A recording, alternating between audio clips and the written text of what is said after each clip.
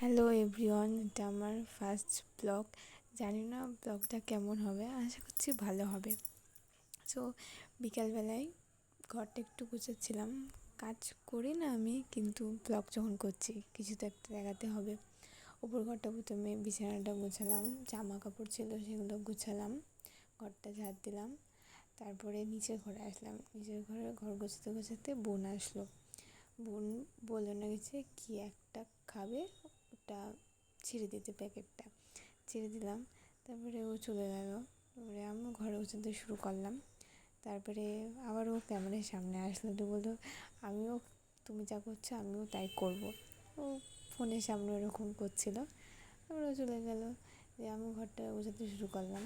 তারপরে একটা ম্যাগি নিয়ে আসলো, বললো দিদি ম্যাগি খাবো, ম্যাগি করে দাও। ম্যাগিটা করে দিলাম। ব্লগটা আজকের মতো এইটুকুই ছিল। আবার অন্য কোনো একটা ব্লগে দেখা হবে।